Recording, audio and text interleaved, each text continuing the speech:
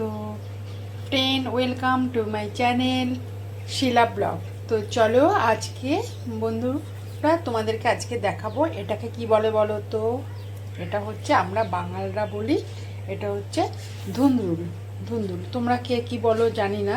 ধুন্দুল এটারই আজকে দেখো, এটা খুব সামান্য একটা জিনিস, এটারই আজকে একটা সুন্দর রেসিপি আমি করে দেখাবো। এই ধুন্দুল ভাজা, এটা দিয়ে না গরম গরম ভাতে এক থালা ভাত তোমার এটা দিয়েই খাওয়া হয়ে যাবে। ঠিক আছে, চলো এটা আমি ঝিরিঝিরি করে কেটে নিয়ে আগে তার সাথে কি দেবো না দেবো দেখাচ্ছি, চলো সাথে থাকো। হ্যাঁ, তো দেখো আমি ধুন্দুলগুলো ঠিক এরমভাবে পাতলা পাতলা করে কেটে নিয়েছি।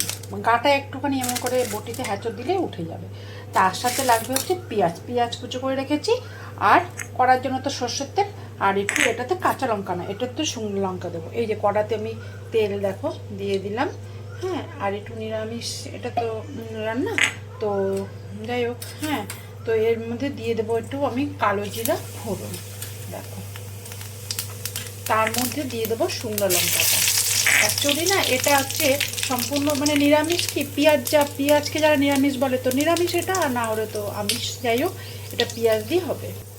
দেখো এবারে এর মধ্যে দিয়ে দেবো আমি দুটো পেঁয়াজ, ছোট ছোট কেটে রেখেছি। পেঁয়াজটা এর সাথে দেখে কালো জিরা আর শুকনো লঙ্কা যখনই তেলে পড়বে না, তার যে একটা সুন্দর গন্ধ ছাড়ে, তার মধ্যে দিয়ে দিলাম একটু পেঁয়াজটা, আরও ভালো গন্ধ ছাড়ছে। তো বন্ধুরা দেখো এটা অলরেডি ভাজা হয়ে গেছে। যেই ভাজা হয়েছে এরকমই এতটা, পুরোটা ভাজা একদম লাল করে এরকম পুড়িয়ে ফেলতে হবে না। তো এটা হয়ে গেল। এবারে আমি এর মধ্যে দিয়ে দেবো এই ধুন্দুলটা।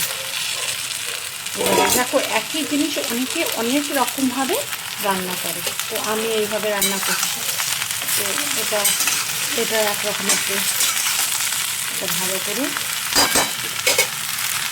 তো এতে আমি একটু নুন দিয়ে দিচ্ছি। এটা অ্যাকচুয়ালি একটু ভাজা ভাজা, এতে কোনো জল পড়বে না, কারণ আর কোনো মশলাও পড়বে না, কারণ এর থেকে প্রচুর জল বেরোবে। আর দিয়ে দিলাম হলুদ, আর এতে লঙ্কা টঙ্কা যে লঙ্কা গুঁড়ো দিয়ে দিলে আর কিচ্ছু দিতে হবে না। ব্যাস এটাকে এভাবে দিয়ে ভালো করে নাড়াচাড়া করে একটুখানি ঢাকা দিয়ে দিতে হবে। তো বন্ধুরা এটাকে নাড়াচাড়া আমি করে নিলাম হাত থেকে। তেল লেগে গেছে কিন্তু কাছে, এই যে ভালো করে নাড়াচাড়া করে দেখো। এটা অনেকে বলতে কি এই জিনিসটাও রান্না করতে দেখিয়েছি, তো সবাই তো এই জিনিসটা খায় না। তো যারা খায় আর যারা খায় না তারাও এটা খেতে পারবে। আচ্ছা, গ্যাসটা কম করে দিলাম। এবারে এটাতে ঢাকা দিই, এটা কোনো জল পড়বে না, এতেই জল বেরিয়ে যাবে অনেকটা। তো আমি এইভাবে রান্না করে দেখাই এই কারণে, আমারও ভালো লাগে, এটা শেয়ার হয়ে যায়, আর তোমরাও এটা চেষ্টা করে যারা না খাও তারাও খেতে পারবে। তো এটা হতে থাকে। তো বলেছিলাম না তোমাদেরকে জল বেরোবে, দেখো জল দেয়নি। এই জলটা ভালো করে টানুক, এই জলটা টানবে। জলটা কিচ্ছু দিতে হয় না, খালি নাবানের আগে একটুখানি মিষ্টি দেবো, ব্যাস। তো চলো এটা আবারও একটু ঢাকা দিয়ে দিই। তো এটা প্রায় হয়ে এসছে, চলো একটুখানি অল্প একটুখানি মিষ্টি দিয়ে দিলাম। এইভাবে এটা নাড়াচাড়া করে, এটা না গরম গরম ভাতে খুব সুন্দর লাগে। দেখো কিছু এটা আরেকভাবে হয় ইলিশ মাছের মাথা দিয়ে, তখন আর পেঁয়াজটা পড়ে না। ঠিক আছে, আর একটা হয় ইলিশ মাছের মাথা দিয়ে, সেটাও একদিন করে দেখাবো। এটা এইভাবে বানিয়ে দেখো, খুব টেস্টি হয় খেতে। তো আমাদের রেডি ধুন্দুল ভাজা।